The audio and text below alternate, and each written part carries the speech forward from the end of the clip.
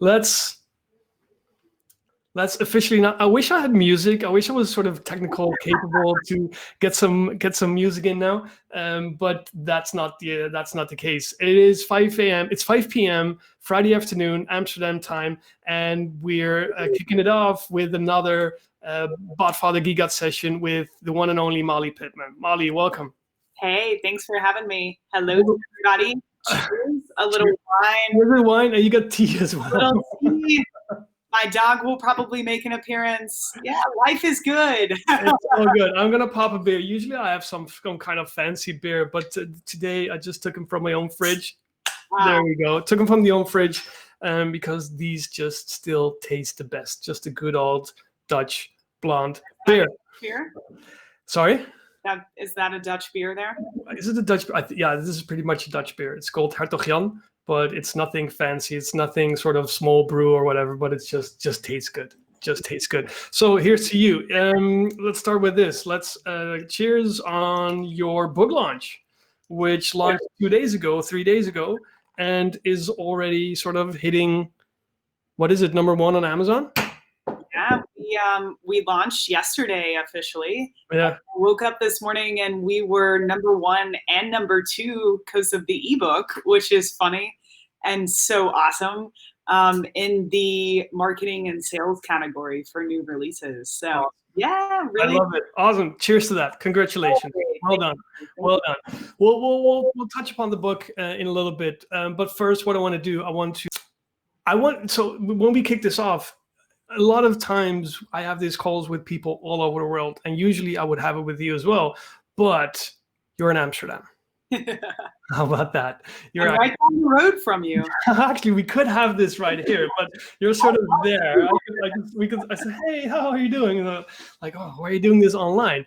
But you're in Amsterdam. You've been here now for how long? For about a year now? Yeah, almost a year. Yeah? Yeah. What do you love the most about Amsterdam? Oh, I knew this question was coming, and so many things come to mind.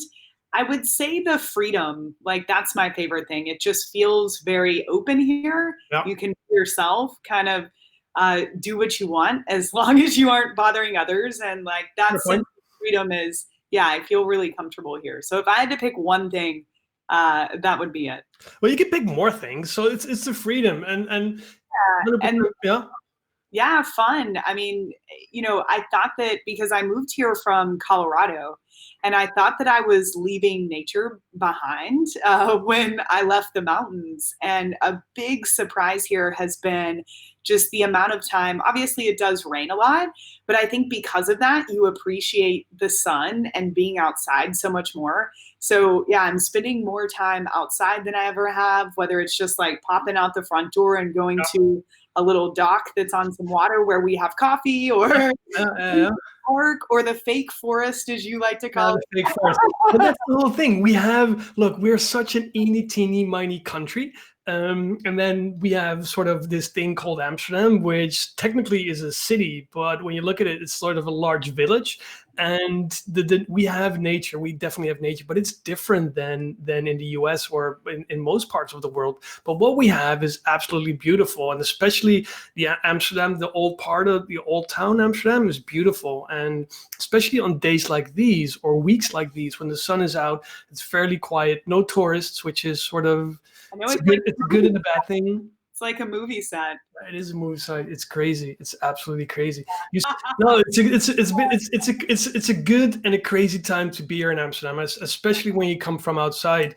From the look, you said it. It's sort of like a movie set out there. It's super quiet, which makes it also awesome. But there's also a lot of stuff we miss. I know last year we were on the boat. We had the boat ride with all kinds of people. We're not able to get on the boat. Probably going to get on the boat next week when sort of it's different. But yeah, well, I said this before. Welcome to town, and congratulations. Yeah, you have been an awesome host, and it's been great getting to know you. And yeah, it's been fun. Oh, it's just getting started. This lot sounds like, hey, you're leaving again, but no way, you're not going anywhere. Hey, so I know so here in Amsterdam, or in the Netherlands, the whole quarantine hasn't been as strict as in many countries. So we were still allowed and are still allowed to go outside, still for necessities. It's called intelligent lockdown, but we are not. It's not mandatory sort of to stay in, and you can go outside. Still, the question is still there. What do you miss the most during this quarantine? Could be a couple things. Yeah, it's interesting. My life hasn't changed that much. I think that a lot of you digital entrepreneurs probably feel the same way. I saw a meme going around a few months ago, and it was something to the effect of, when you find out that your normal life is called quarantine. It is. And it's kind of true, just because of what we do for work. So, but I would say that I miss hugs, of course, like that social interaction. I mean, I've had the opportunity to see you and Yeah. two other people. So yeah, that's what I would miss the most. And I do miss congregating in groups, like whether it's sporting events or concerts or at a restaurant. I love people. And, I get a lot of energy from exchanges like that. But on the flip side, I've also learned a lot about myself because I've pretty much been on the road and hustling the last 3 to 4 years. And so this is the longest break I've gone without travel. And I feel really grounded. I have a routine.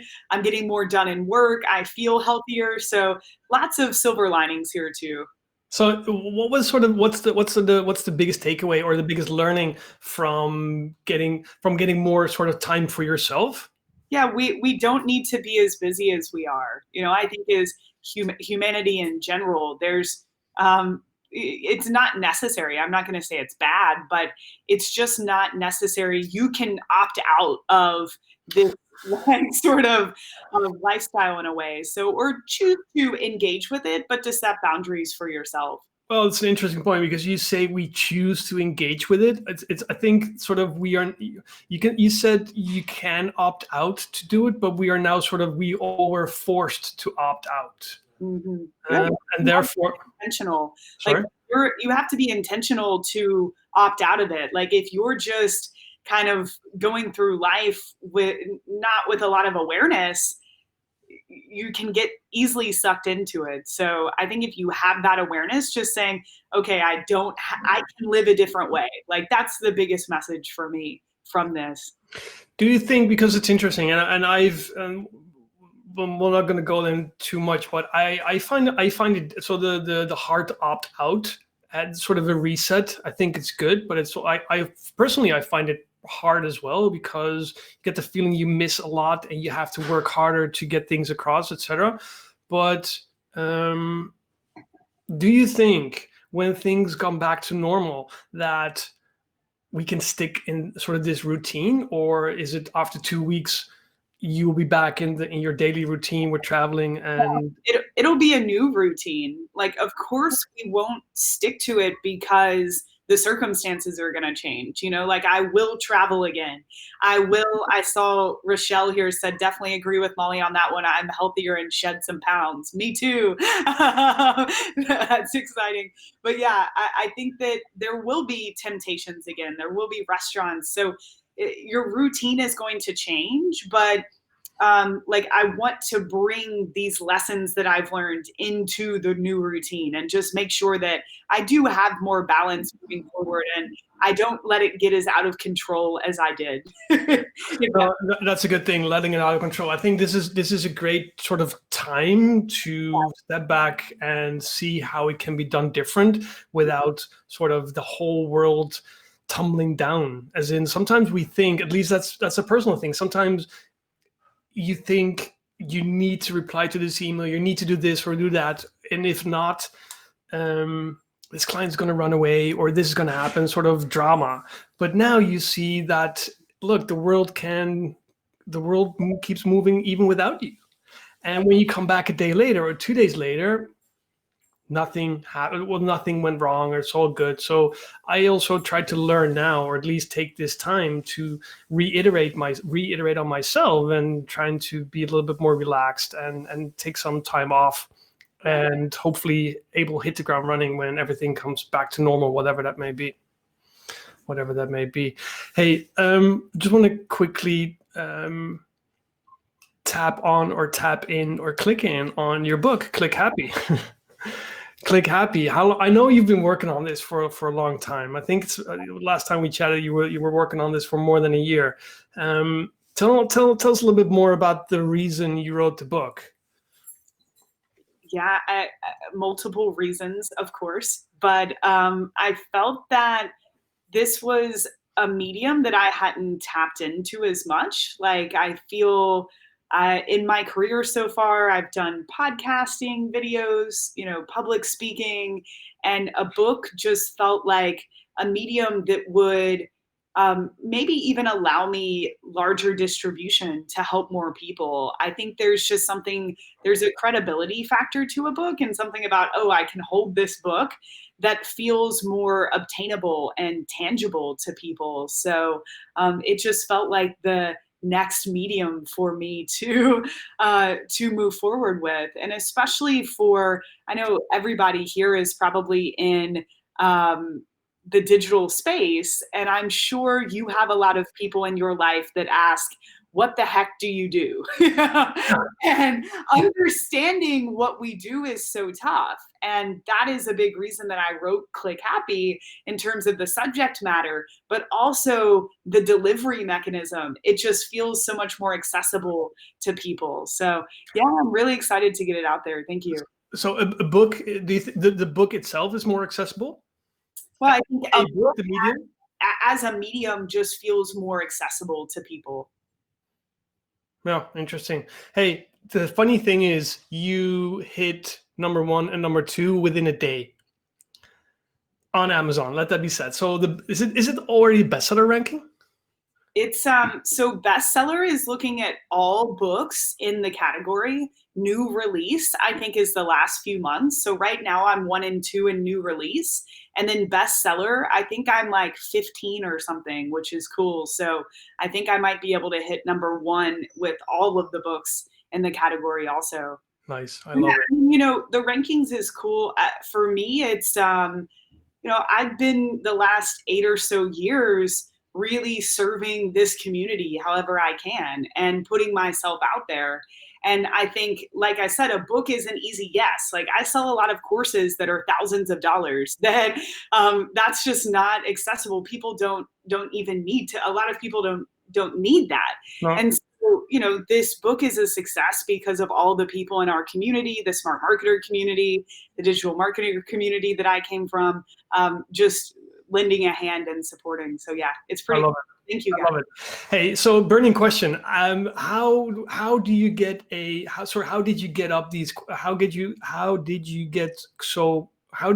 the rankings so quickly in 2 or 3 days? Did you use what tactic or what strategy did you use to get up there already? So initially with Amazon, everything is about sales and sales velocity. So I knew that I wanted to come out really strong. And this is different than, for example, with a podcast launch on iTunes. It is about downloads, but it's also about people leaving reviews immediately, which Amazon does look for reviews in the future. But think about it with a book. If you just purchased it today, you're probably not going to receive it for a few days. Then you have to read it. Then you leave a review. So it's a little bit different in that way. So I knew that sales were, our number 1 success metric there. So we just, we just kind of put it out there in every channel possible. So we started with organic social channels on my Facebook page, Instagram, my business partner Ezra Firestone's Facebook, Instagram.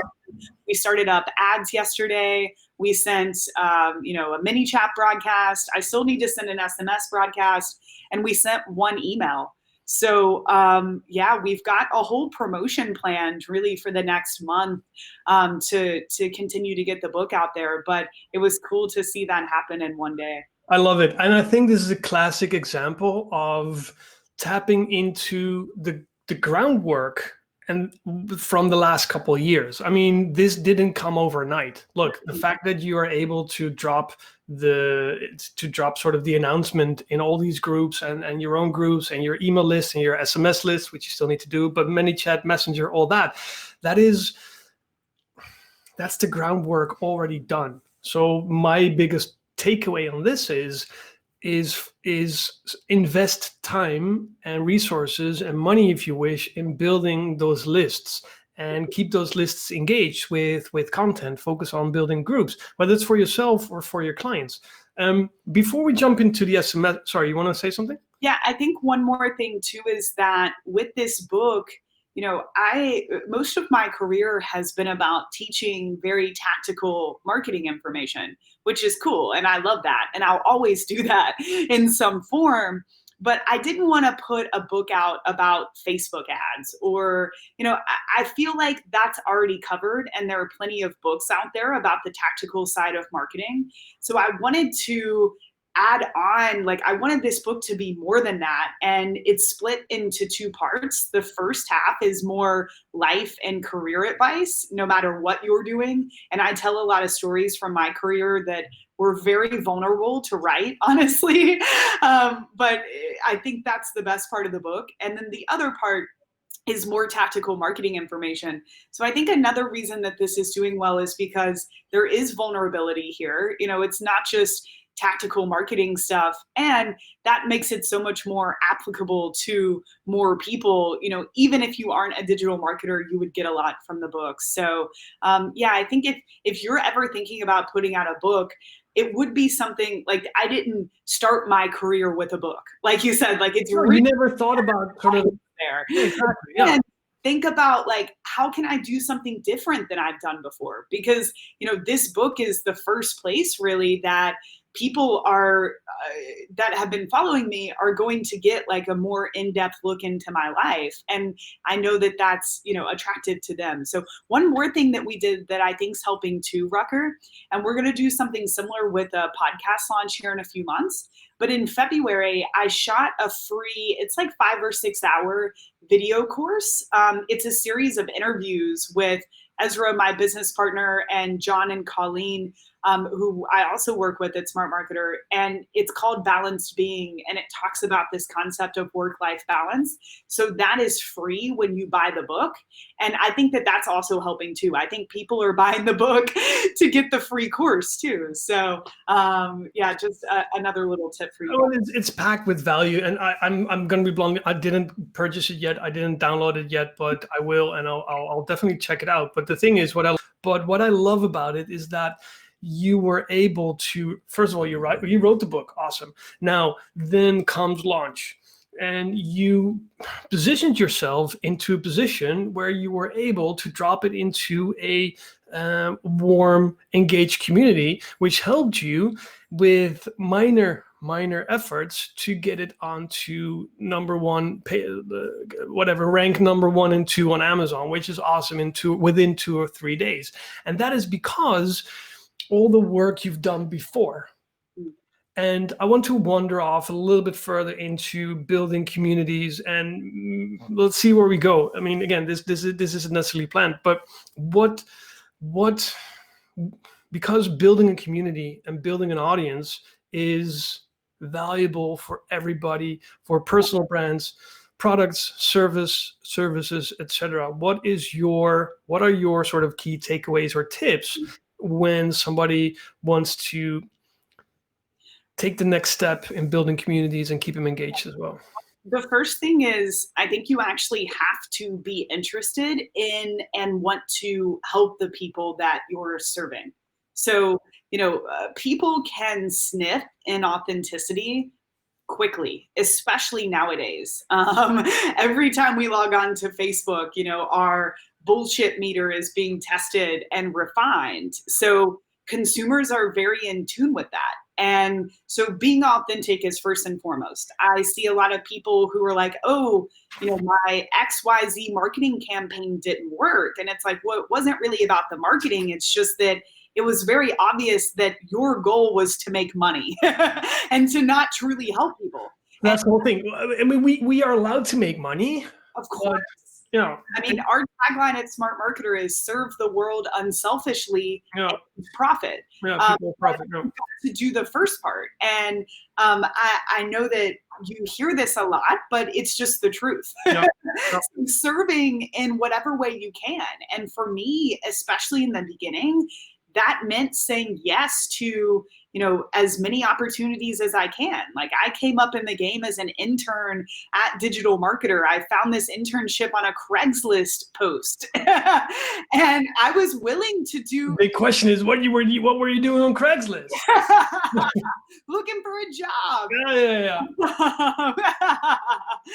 And so, from that moment, it's like I kept saying yes to whether anything I could do to help this community or to become a better marketer so I can help other people. So when I look at others that are having success in that way, it's usually because they authentically care and other people can feel that.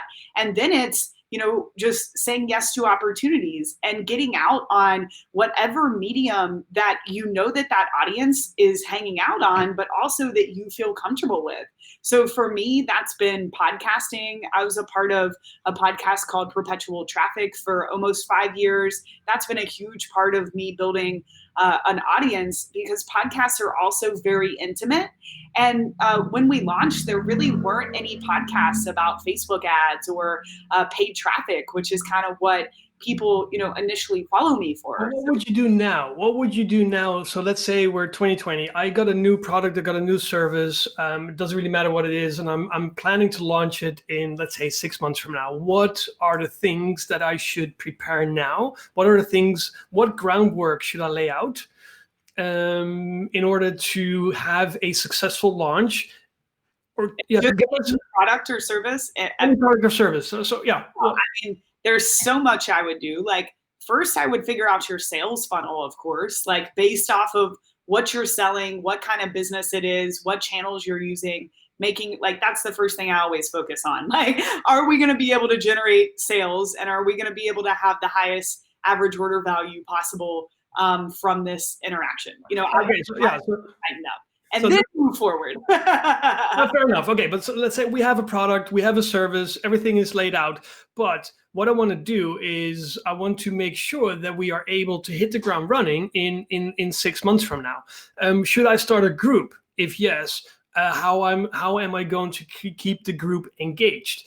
Should I use Messenger, ManyChat, SMS, ads, TikTok, anything? Yeah, it depends on what you want. Like, paid traffic is always my go-to, because you just have so much more control. Like, you spend money, you see the results. So, I mean, Facebook ads, Google ads, YouTube ads, those are always going to be my go-to for any sort of distribution. Yeah.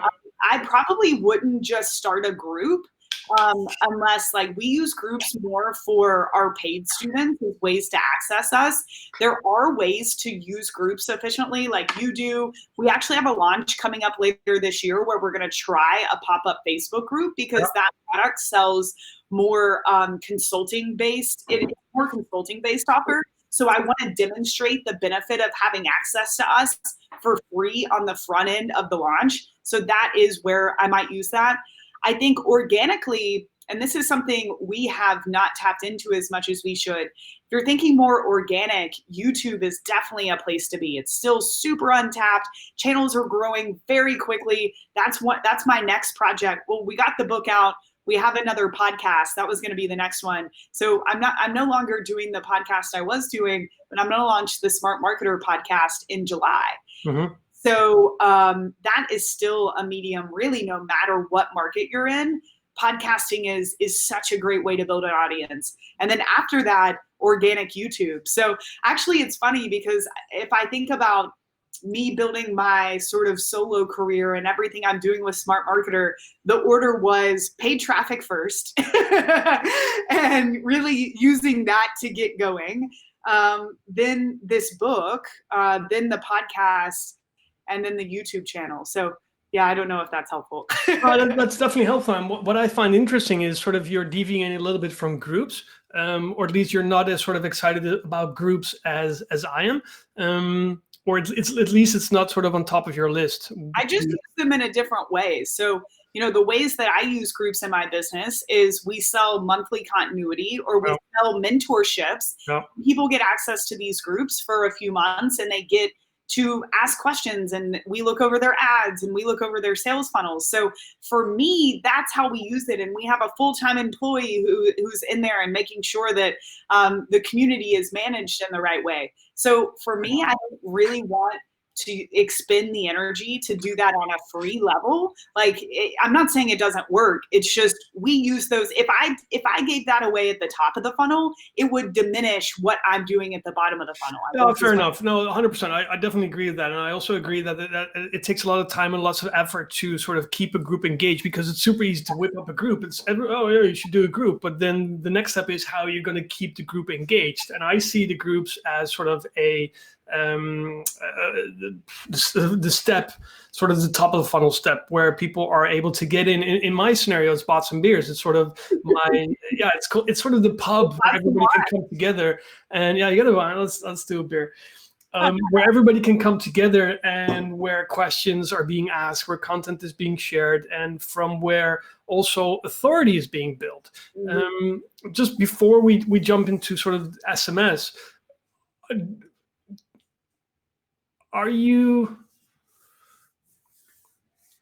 would you not necessarily advise people to build a group in order to build a community and with that specific lists, whether it's email, SMS, Messenger, etc., where you can then tap into as a business when it comes to sales, marketing, product launches, flash sales, whatever. So you're basically saying, like, would I build a group sort of as a list in a way? Well, yeah, sort of as part of that list building strategy, as part of building that community. For me, something like a group is a reflection of something else you've already built. Like, you've already built this Botfather brand. You have an agency around messenger marketing. Like, this is what you do. This thing exists. And this group is a place, like you said, where we can hang out, have some drinks, and chat about this thing that we have in common. Yeah. So a group is just like a space you are giving people, which for me is, I don't think of it as much as a distribution channel. And the reason for that is you just have so much less control of when people see things and when they don't, as you do when you send a broadcast. Like, you guys know that feeling when you send an email or you send a messenger broadcast and you get results really fast. That just doesn't happen in a group because of the way groups function and the way Facebook functions, but also because of how groups are used. Groups fair point. Collaborate.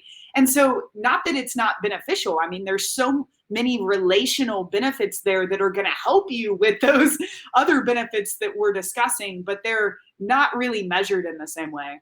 No, 100% agree. And I think it should be, that's my opinion. I think it should be part of your mix only if you have enough passion and enough sort of determination to keep fueling that group, because there's nothing more difficult. Well, there are tons of things more difficult, but you get the point, is keeping a group engaged and sort of having the pressure of creating content which you're going to use on the different channels. Now, let's use that sort of as a little bridge to SMS and messenger marketing or chat marketing in general. How are you, because we could talk hours about groups, but what I want to get a sort of a holistic view is, what are channels that you are using or which you would advise people tap into when it comes to building authority, building lists, and building also trust with their audience, which makes it easier to eventually sell? Yeah. So, I mean, if I were to rank like our assets at Smart Marketer by importance, definitely email would be top. Not that, I mean, email is crowded. Email is dying essentially, but it is still the biggest revenue generator in most businesses. Yeah. And so email's there. Second for me are pixeled audiences. So the ability to retarget anyone who's visited our website, engage with us on Facebook, Instagram, YouTube, Google, et cetera, et cetera.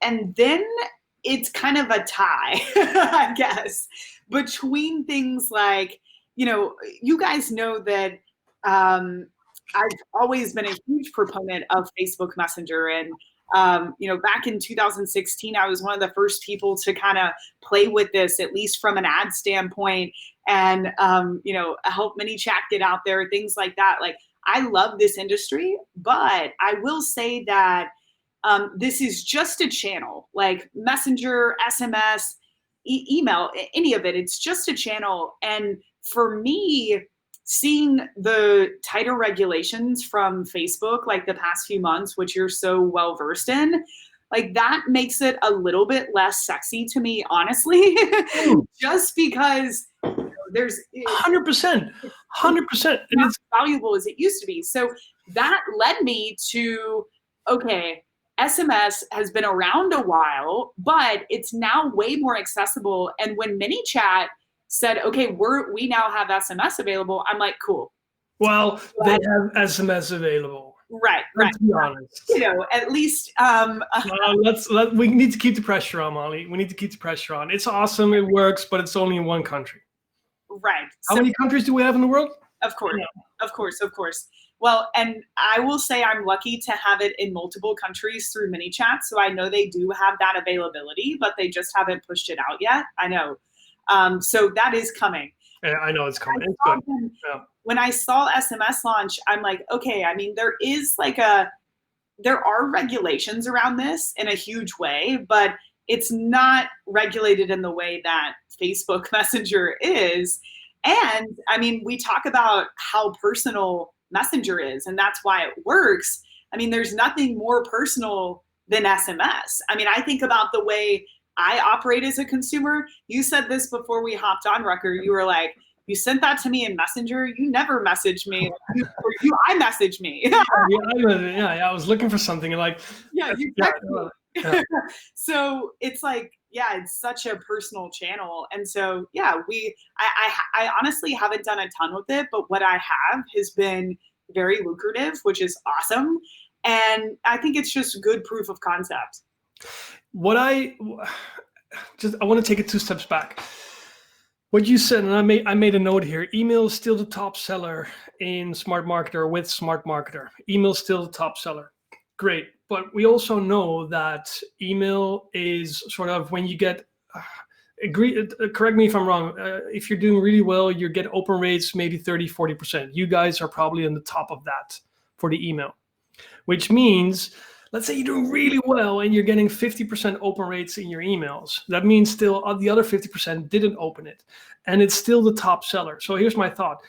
Is it the top seller because there's less focus on sort of the chat channels like Messenger and SMS? No, for me, it's number one, it's a volume thing. So we have a much larger email list than Messenger, and most people are still in that position. Like every brand that I've worked with has been in that position. But the biggest thing is that there's no one really policing. No one's telling me I can't sell shit in email. So the fact that I can say, hey, I have this new book for sale, and do what we did yesterday. That's the biggest benefit. I mean, we can look at open rates and all of those things, and it is true that Messenger is better. But no, yeah, okay, open rates better, but that's not my point. I'm not protecting Messenger here by no means. I'm just curious. I sort of, because it struck me like, hey, yeah, email's top seller. I just want to verify, is it top seller because maybe there's less focus on the other channels, other chat channels? Yeah, and that's definitely part of it. Like, we haven't focused as much on the other channels, but most of it is just the fact that we can say kind of what we want in email too. No, I love it. And the other thing, what struck me was when you said, and I agree with that. And look, I love ManyChat, I love chat and all that. There's no doubt about that. Let that be said. That said, what you said was Messenger is getting less sexy as it was. Mm. And I hate to admit it, but I agree. And that is because there's so much, or so many restrictions, and Facebook freaking out on with false positives, whether Yeah. it's ad accounts, BMs. I just got a sort of whatever, long story short, but we got a warning on a client 2 weeks ago, 3 weeks ago. And yes, we were pushing it. Great. We got the warning. We stepped back. We did it a little bit different, but this was sort of expected. So we also wanted to see whatever. Now we got another warning, even when I know, and I double checked it earlier today, everything is sort of, it's in quarantine. We were in quarantine, and now we still got this sort of 1-day ban thing. The thing is with that is I wasn't able to appeal. I could click the appeal button. I got a pop-up and say, I'm sorry, due to COVID, we are busy, and well, don't call us, we call you. Full stop. It's an issue. Yeah. There's no freaking way you can sort of build a consistent business on this. And I hate to admit it. I still love it. I think it's amazing, but I also think that there is sort of an undercurrent going on now where people are moving towards other channels that sort of with the same other channels, same product, because there are other channels that offer chat as well. And I'm not going there yet, but it's definitely something that we need to look out for. And then so we got chat, and then we got SMS, and then, well, let's jump in SMS. And you said SMS is, I know what you said, but I was thinking, well, SMS, wasn't that sort of that thing from the early 90s? Yeah. What happened? How come?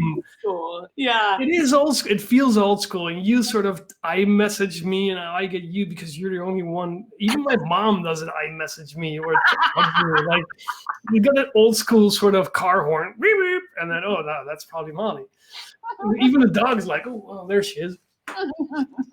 No, but the thing is, how come? What happened that SMS sort of? What's the revival? What happened?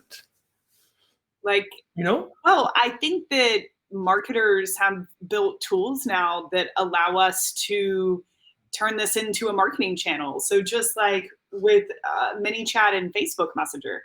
So, SMS has been around from a marketing standpoint for, I think, at least 7 or 8 years now.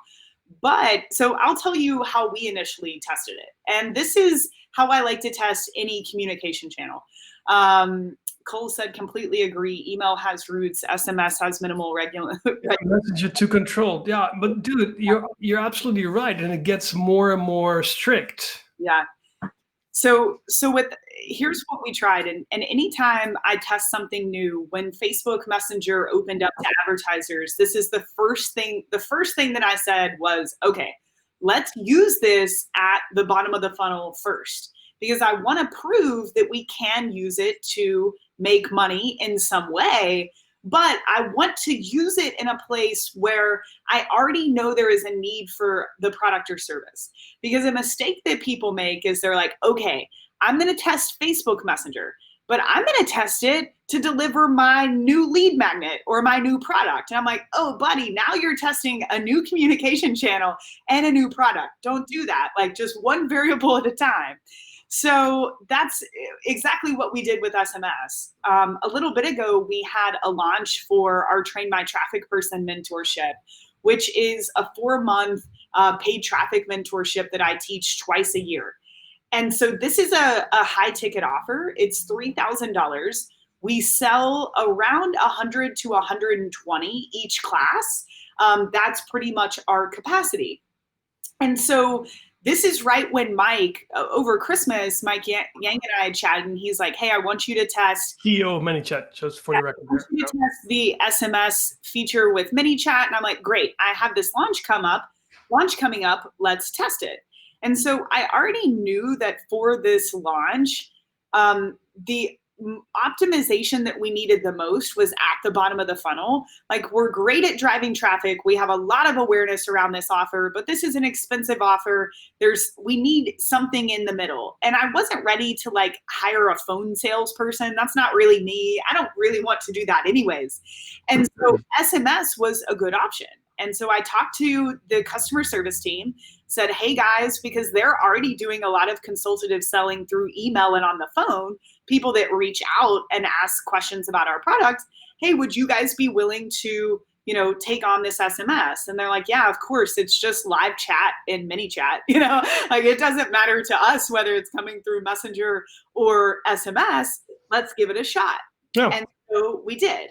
And first off, I can attribute 10 extra sales to SMS. So that was 30 grand for us on this particular launch, which I was very pleased with. And that's only what I can attribute. Like I can't attribute all the other thousands of questions we answered through SMS and what that will mean for our business moving forward, right? But I want to tell you guys kind of how I introduced it. Go ahead, Rucker. Sorry, I'm getting no. I know. I'm pretty sure that the comments will come up with this. How are you able to attribute sales conversions to SMS? I might skip the line here, but you guys are gonna hate this, but it was manually this time. We went through and took every single name from SMS and matched it in the CRM. So Ray said the same thing last week, guys. So when you saw last week's Geek Out session, when you're going omni-channel, when you're using all these different channels, then you will have to use. There's no simple answer. If there were ever a simple answer to attribution, it's just not there. And prepare yourself, and also prepare your clients for that, guys. Yeah. Sorry, just want to tap into that. No, that's hopefully next time we will do better. I know that ManyChat's adding some more tracking capabilities with SMS. Yeah, this was manually. So here's what we did, and I thought this was pretty cool because we sprinkled this throughout this launch. And I don't know if you guys know this, but inside of settings in ManyChat, there's an SMS tab, and under the SMS tab, you can click phone numbers. And they give you 5 phone numbers that you can use where, if anybody texts that number, it's going to go to your live chat area of ManyChat. So these are like outbound phone numbers that people can reach out. And I'm like, that's really interesting. And hey, Molly, is that a beta feature, or is that available for everybody? I'm pretty sure it's available for everybody. But I can double check but I'm pretty sure that's available for everybody. So we decided to use this in a few ways. So the way that we initially start this launch is we do a webinar. And so I deliver the content on the webinar. I go into the pitch for the product, and then I say, hey guys, if you have any questions that aren't able to be answered on this call, here is our phone number. And if you have any questions about the product, text this number. Well, the texts start to roll in, and I'm like, cool. We're also building a subscriber list based off of this. And sorry, this step also, the beginning of this launch is we start with a free 7-day Facebook class that we run as lead gen. So we usually generate between like 20, 30,000 leads in about 7 days through Facebook ads just to build some momentum. And we added phone number to the form fields there. So this was the first time we were starting to build the list. And what I noticed, I made it optional because I didn't want it to hurt conversion rate on the page. I want leads were more important than building SMS. But about half of the people gave their phone number. Very happy with that. So then I take this list, I upload it to ManyChat. Over half of them matched again, which I was really happy with. And so I broadcast to them about the webinar. I got great open rates, great click-through rates. So I did use it in that form. I forgot the cold traffic side of things. And we now have SMS on all of our opt-in pages. Like that list is growing every day. But what was fun for me was the bottom of the funnel. So we give this phone number on the webinar. People are starting to text, which also grows the list. That's great. I'm like, cool. We're on to something, right? Like we probably sold after the webinar that night. I just opened live chat and we probably sold 2 or 3 right in the moment, right after the webinar. So I'm like, okay, let's do more with this, because think about it, guys. I'm so much more likely to text somebody than I'm not going to call their support. I'm not going to email, but if I can text, It's great because when they're ready to answer, even if our team doesn't answer for a day or two, it's okay. It goes right to their phone, you know? But this is for me sort of the whole point with chat. Mm-hmm. It's not about selling. It's not about pushing your product. It's about customer service and and offering a direct line of communication with your business. And I don't care who's sort of at the end of the line, but offer that direct line with your business and give people the opportunity to engage with you through one of these channels. Yes. And that is more consultative, that is more bottom of the funnel, and that is more transactional. And that is I love it you say this, because this is what I'm advocating. This is how you should use chat, in my opinion. Use chat in this vertical as transactional and informational versus commercial selling stuff. Sure, you can sell at some point, but use it to get in touch with your clients, prospects, answer questions, whether it's automated, semi-automated, or real life. That's how this works. Yeah, agreed. And we just did more of that. So for all of our promotional emails, we put the number in there. Hey, if you have questions, text us. I ran an ad using the messenger objective, retargeting people who visited the sales page but didn't buy. Hey, if you have any questions, text me at this number. So I put the number in the ad copy. That worked really well. But what was also cool is they could also click below and it would open in Facebook Messenger. So whether they wanted to text, message, I don't care. But that worked really well. I didn't know what to expect from that, but I definitely recommend that for sure. Yeah, but it makes sense. And what I think, and again, correct me if I'm wrong, or if you think I'm wrong, but we should more think as consumers versus as marketers or business owners. Because when we step out this door, when we get sort of good to get margaritas and stuff, then then we're people, then we're consumers, and then we expect the same things from other businesses as people expect from us. So when we start thinking about, sorry? That's how to succeed in this industry. Exactly. Oh, sorry, go ahead, Rick. No, the only thing what I want to say, I see it, the majority of people, what I see is that they're leveraging chat as a direct sales channel. But it's not. When you start leveraging, when you flip the mindset to using chat as a customer service channel, where you're there to answer questions, whether it's automated, semi-automated, I don't care, but build that trust, build that rapport, earn the right to sell. I keep saying that, earn the right to sell, and then things will happen. It will make your live. It will make your top of funnel to call out. No, it will make your. It will just make your sales funnel so much more easier. It will make it so much easier to sell down the line if you build up that trust. Yeah, and it's all about overcoming barriers. There's so many people that are aware of your product or service, but haven't taken an action. I think as an industry, we're really obsessed with cold traffic. And I understand why, because without it, your business dies. But for most businesses, the biggest optimization point is, how can I get the people who are already aware of my product or service, but haven't said yes yet? What can I do to overcome a barrier to entry? That's the whole point. I'm just going to iterate on this until you unfreeze. But the whole thing is, yes, we need cold traffic, but not all cold traffic will actually convert. Now, when people do not convert, there are some barriers, as you just said. Now, let's add chat to the mix to warm up those, or at least get in touch with these audience and show us that we're actually humans, and give them the option to ask us a freaking question, which we can then answer. And then let's take it from there. Yeah. But the majority of what I see is sort of bottom of the funnel, retargeting funnels, 3 days, 14 days, 30 days with different objectives. But there's not too many people actually add chat. Again, whether it's SMS or Messenger to the mix. And I think that's a missed opportunity. Yeah, I couldn't agree more.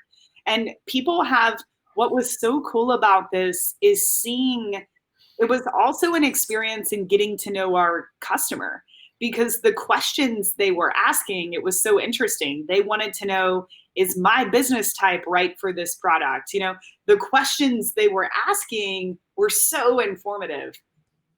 Yeah. Before we go in there, we're almost an hour in, and I just want to sort of wrap this up for now, not for us, but we're going to use this for IGTV. So if you're looking at this on IGTV, we're going to wrap this up. This video can only run up for an hour. We are, the party keeps going on, but this is just more our sign for the post edit.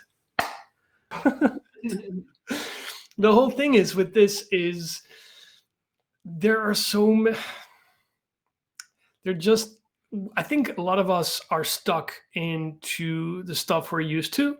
Facebook ads, eggs in one basket, Messenger, still Facebook, but it's hard to sort of deviate from the stuff that we're doing. What I wanted to, because you said you have access to ManyChat in different for different countries. Is there anything you can sort of talk about that? Share a little bit more about that? It just increased our reach. Like, it didn't really change anything other than, you know, it's kind of like running a Facebook ad in the US. And no, what I meant is, because you are able to send SMS messages outside the US and Canada through ManyChat. Yes. Yeah, they're working on it. So do you have any sort of, is there anything you can share about that with us? I don't know any updates about like when that will be available, but it just increases your match rate and the amount of people you're able to send messages to, obviously. So when you say match rate, what do you exactly mean? Well, because you're able to send to phone numbers that aren't just US and Canada, right? So that ability, so if I upload my list of phone numbers, now I'm able to match phone numbers that are outside of just exactly. Canada. Yeah. Okay, that's cool. Now, are you focusing more on SMS than on Messenger? Yeah, definitely. Yeah, for sure. I mean, but that's a big thing. Yeah, definitely. I mean, even though you have to pay for SMS, like I said, and Cody said it well, he said SMS has minimal regulation. Like, there's definitely things that you can and can't do, and ManyChat has a great guide on that. But for me, it's just, I like being able to send a broadcast about a new product that I have for sale, like my book, or, you know, et cetera, et cetera. Like, I want that flexibility. And I also, because we rely so much on advertising on Facebook, I mean, between the two brands that my business owner has, we're spending $30,000 to $40,000 a day on the platform. I don't want to risk, let's say we do something wrong in Messenger, I don't want to risk the health of our overall businesses on Facebook. I just can't. Yeah. It's a very different answer than what I would have given 2 or 3 years ago. No, and that's why it triggers all kinds of sort of mechanisms in my brain as well, because I've been over ManyChat and Messenger. I've been over it for the last 2, maybe 3 years by now. But moving forward, and sort of 2 hours ago when I sort of got in a chat with the client where we got that restriction, like, we need to rethink this. Yeah. It's not as sort of cut and dry as it was a week ago. And I think what's going on. I think what you're finding, I think what we're all finding, and this is just my opinion, and it doesn't mean that Facebook Messenger isn't still valuable to businesses. Oh, no. Facebook in 2016 was like, okay, Messenger is going to be our next profit center. Like, we're going to turn this into a marketing channel and we're going to be able to make money from it. And I think that they quickly realized that Messenger was actually not the asset that they have that they should really be looking to monetize. You know what I mean? Like, this is such a personal place where people are having one-on-one personal conversations.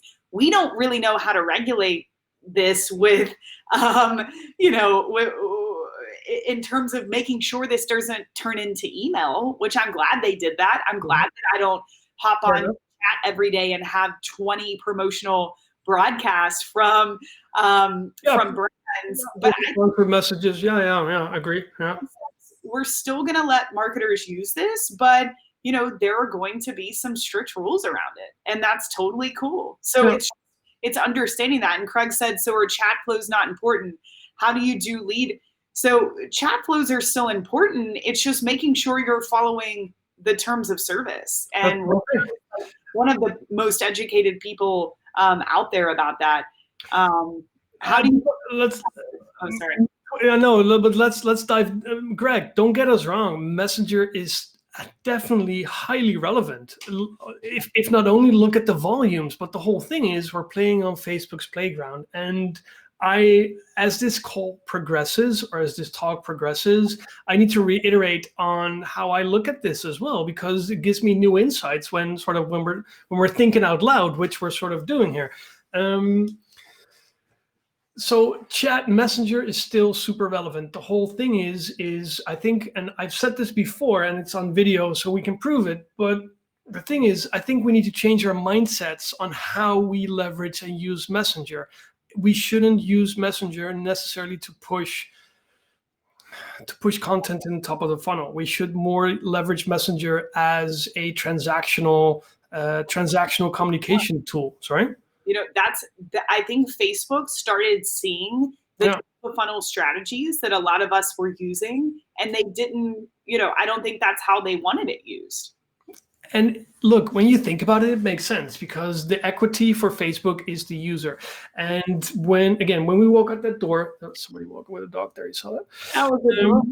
When we walk out this door, we're humans. And when we're humans, instead of marketers, we also get annoyed by all these messages on our phone. So we need to think about that. Again, super relevant, highly relevant. I truly think we need to reiterate how we use Messenger. I think we need to think about Messenger in a more transactional way, and possibly SMS and email in a combination there, in a top of funnel driving traffic way. Yeah, I think that, so Craig said, how do you do lead capture on SMS?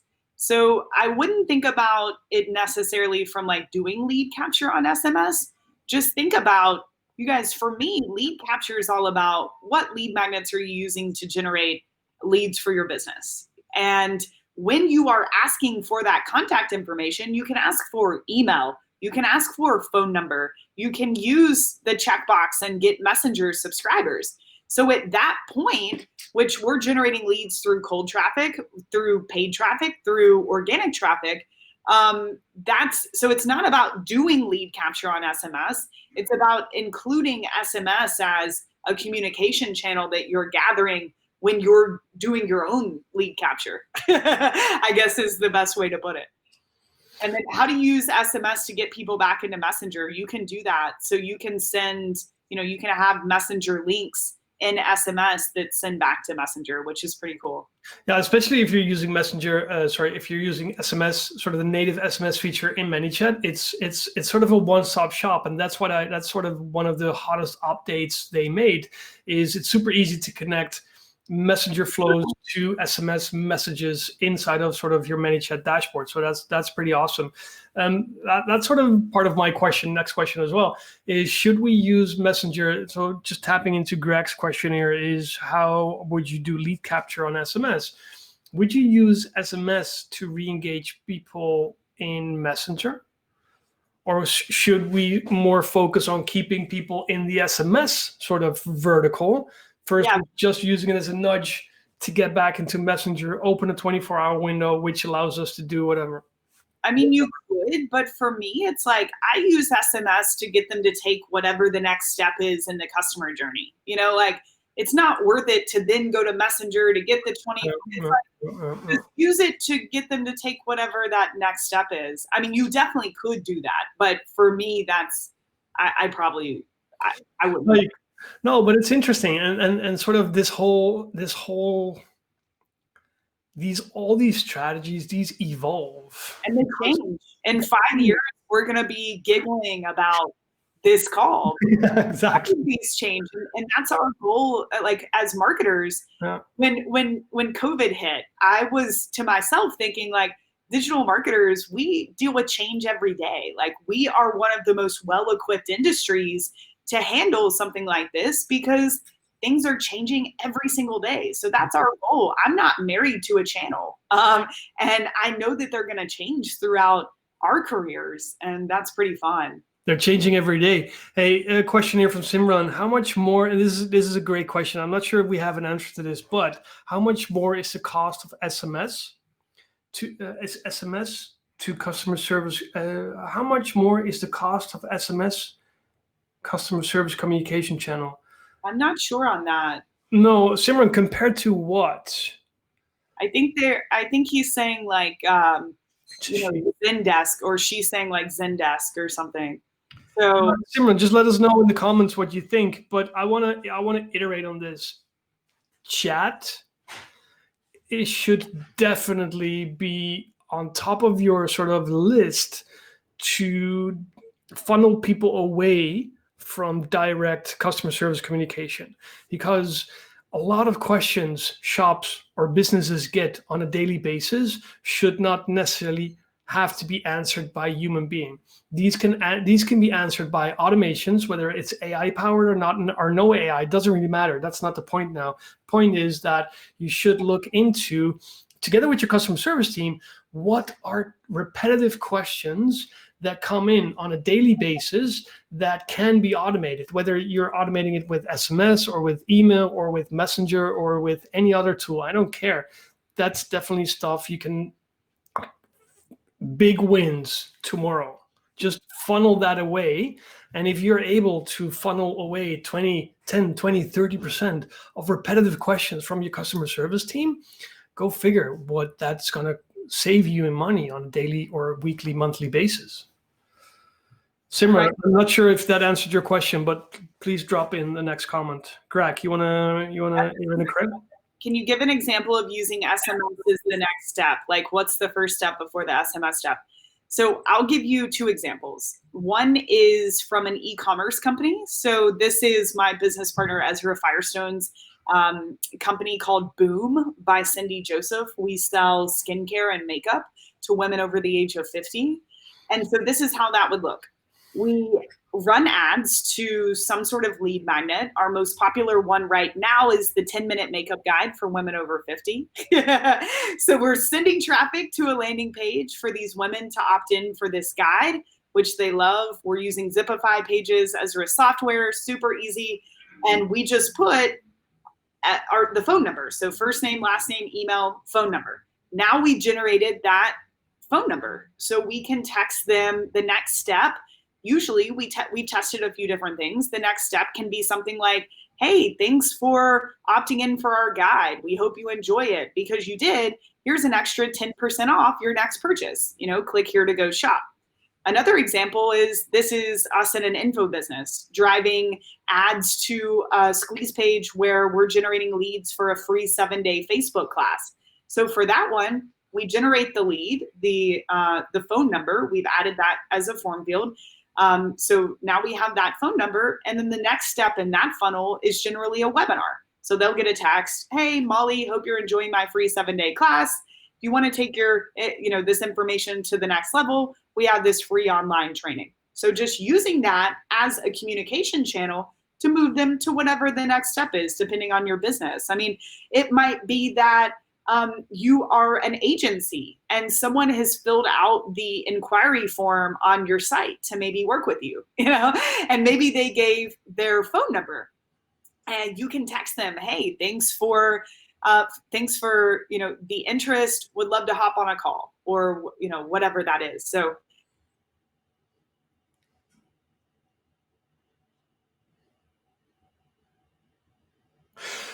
Molly, you froze again, so I'm just gonna, Greg, did that answer your question in terms of, you're back again. Greg, did that answer your question in terms of the next step? Because there are many next steps, and what I'm thinking is, you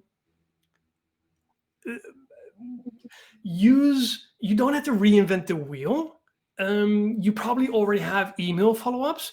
Use sort of the flows you have in email. Use that sort of to work together with SMS. Sure, emails, not a SMS, and vice versa, but the same hooks and the same angles and the same body copy to some extent can be used in your SMS to make sure that you are using that sort of 360 approach to make sure you reach your users and you give them the option to get back to you. Just one thing I want to add to this is, guys, use ManyChat or what other tool. We're ManyChat fans. I'm not affiliated. I think Molly, you're not affiliated as well, but just sort of disclaimer there is, although for the majority of us, we're not able to use ManyChat to send text messages to other countries, do get those phone numbers, because you could use Zapier to send text messages through Twilio to countries, to any other country. So because the fact that you're not able to send text messages outside the US doesn't mean you should get her those phone numbers, because there are pretty straightforward ways you can still leverage ManyChat to send text messages to whoever. Greg, when you ask for the phone number, do you tell them that we'll be sending a text? Yeah. Be explicit. Yep, for sure. Yeah, 100%. When you use ManyChat for this, there is, I'm not sure if it's still there, but you can sort of toggle a button that comes up a different field where there's sort of a default text that says, hey, when you confirm your phone number, blah, blah, blah, you explicitly opt in to receive marketing messages, whatever. Personally, I am as explicit as possible. Let people know what they opt into. Rochelle, for us, surveys are working well with Messenger. Ryan Engel to sell our healthier cereal snack product, not added to SMS, email follow-up. Well, thanks to Rucker. Yeah, you're welcome, Rochelle. I'm not sure what your question is, but let me know if there was a specific question there. Cole, gotta run, dude. Thanks for being here. That was awesome. Guys, I think we can talk for hours, and we're gonna wrap it up. And Molly and I are just gonna kick back somewhere. Have some tacos somewhere in the garden, maybe. Whatever. You might see the pictures or not. Guys, if you got any specific questions, drop them in the comments, and then we'll be happy to answer them now. And if you don't have any questions, then we will still be here for a few minutes. Dylan said, Molly, when people text the numbers that ManyChat gives, does it charge the user? So it would charge them based off of whatever plan they have. You know what I mean? I don't know of any international charges. Let's try this, Molly. Let's try something here. I want to see.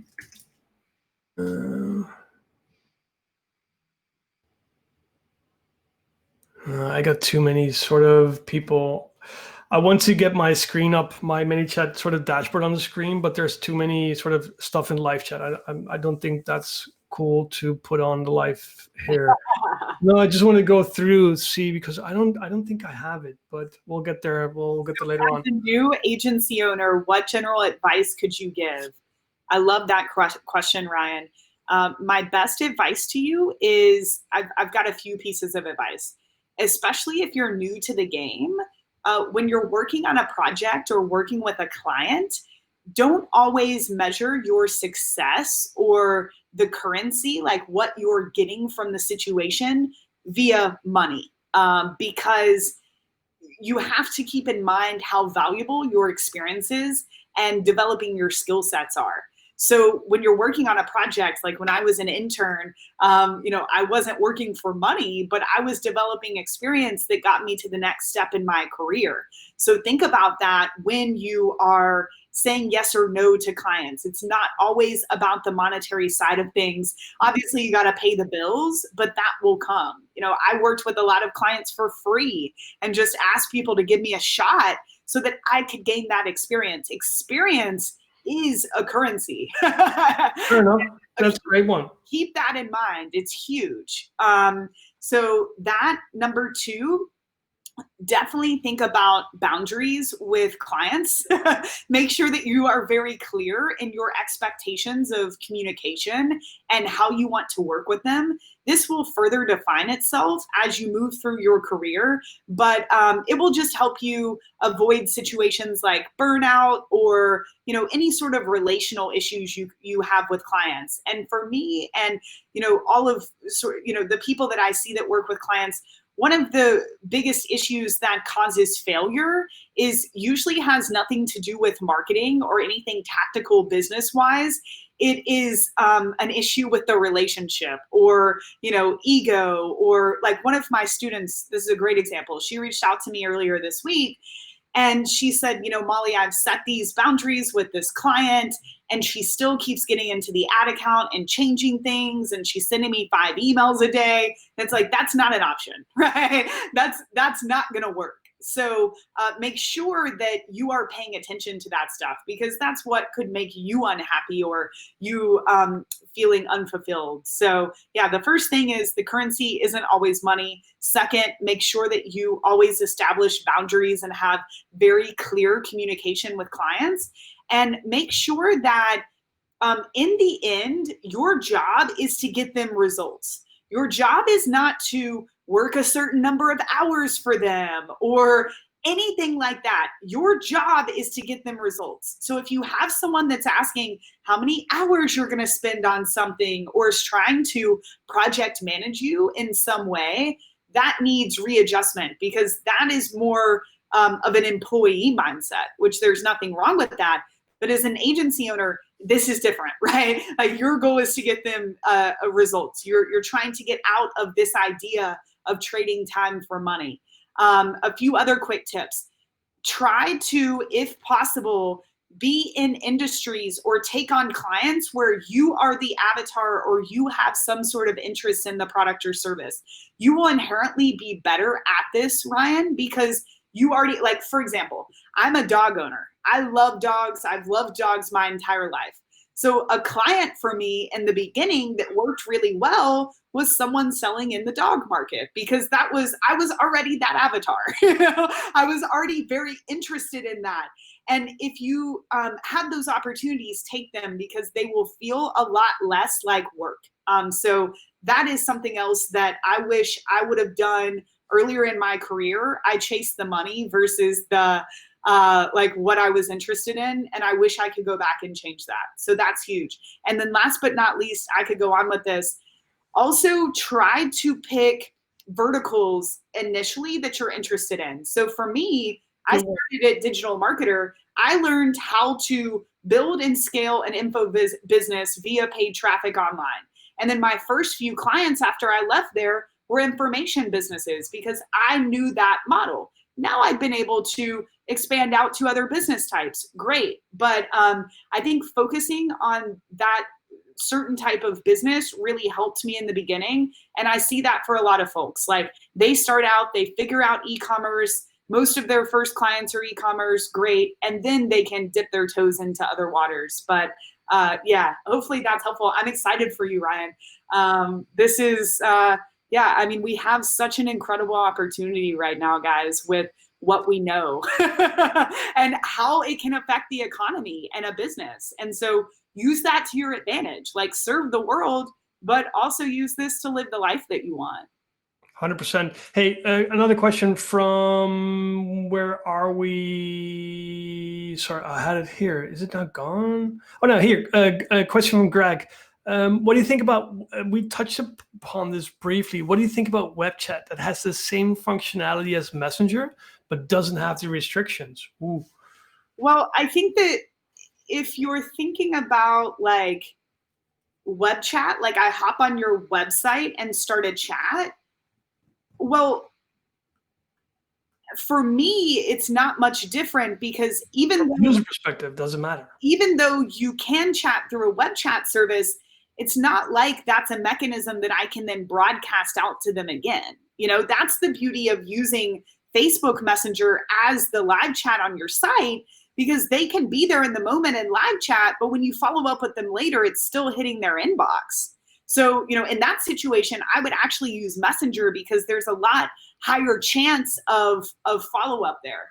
And with web chat, it's gone. no, but I agree, and I understand Greg's question there, because you have less restrictions, but you also have, so if you're going for web chat, you have less restrictions because you're not playing on Facebook's playground, but you also have less opportunities to segment and actually sort of start a conversation with your audience to get more data, which helps you to create more relevant marketing campaigns for these users. So what I would say, Greg, on this is I would still stick to Facebook, but I would mix my chat strategy with more than just Messenger. And that is where SMS comes in. I would use Messenger more for transactional communication and use SMS more for promotional communication. That's what I would do, and that's where I'm sort of more leaning towards to in the stuff we're doing here. Agreed. Ryan, thank you, Molly. Always appreciate your advice. That's awesome. Simran, question for Simran here. I was looking to moving my client from HubSpot to Klaviyo since they're moving from Shopify platform. Since they are moving from the Shopify platform, HubSpot and Klaviyo both offer SMS. Should we use SMS as part of the email marketing? SMS service was being charged per SMS text sent. Should we use SMS as part of the email marketing?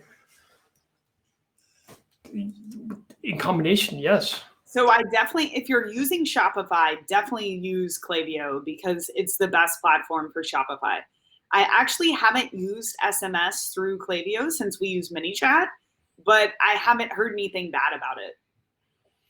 No, I would definitely, so just sort of to tag along here, I would most definitely use all relevant channels in order to get your message across. And what I mean with relevant channels, just don't use all channels by default. Ask yourself the question, is this relevant and will it help them forward? Will it help them accomplish what they're looking for versus am I able to get a sale through this channel? Because if you sort of take the customer first approach, then you're just being more helpful, more relevant, and you will earn that right to sell without a doubt.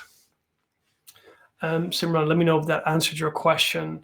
Guys, guys and girls, let that be said. If you got any more questions, drop them in. And of course, if you're looking at this on the replay, make sure you drop your comments as well. Tag him as replay, and then we'll get back to you as soon as possible. It sounds like sort of a customer service flow there. We'll get back to you as soon as possible. Right on, guys. I don't think there are any more questions. For now, I'm going to wrap this up.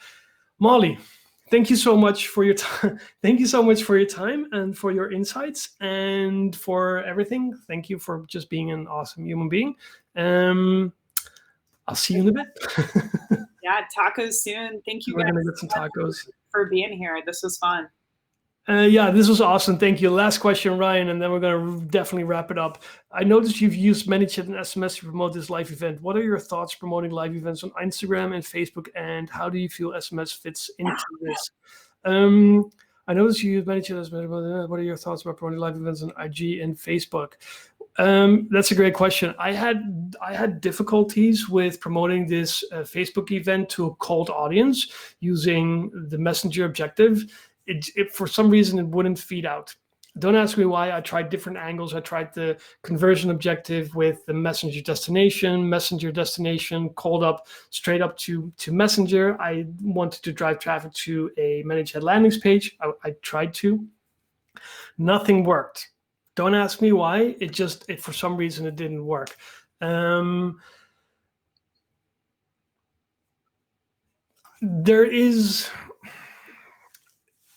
There's always a place for generating cold traffic or generating traffic through Facebook and Instagram. When I noticed, Ryan, that it wasn't sort of working properly, that could be Facebook glitch, could be problem sort of in my configuration, which I'm not sure if that was the case, but I moved back to using Instagram stories and Instagram organic posts and actually sort of promoted them through Ads Manager. I purely used SMS and Messenger for notifications, nothing more. And for warm audiences, but just sort of to get people in to get notified when we would go live with the webinar. So long story short, I am definitely using or leveraging Facebook and Instagram to get people to get the word out about the webinar. But then the first option would be, or you hit a Facebook event. In the Facebook event, there's a link to set your notification settings to get reminded through Messenger or SMS for this specific webinar.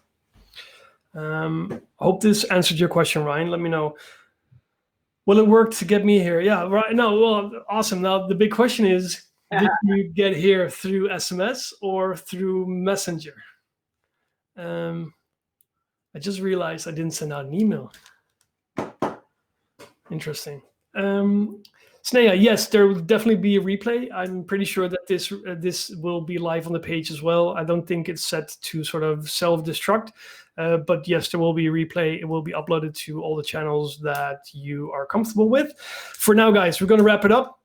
Molly, again, thank you so much. I'm just going to put this on screen once more because we're celebrating tonight that your book launched, and it's available on Amazon and on your website, mollypittman.com/book. So that's the last plug for today. Guys, thank you for being here. Everybody, thank you for being awesome, and thank you for your engagement. If you have any questions, drop them in the chat. Tag me, tag Molly, tag team, tag whoever you want to tag, and we'll get back to you 4,000%. Again, thank you for now. We're going to wrap it up. We're going to have some tacos. And we're going to have some drinks. And then I'll see you in a bit. Thank you. Guys, thank you so much. Bye-bye. Okay, bye-bye.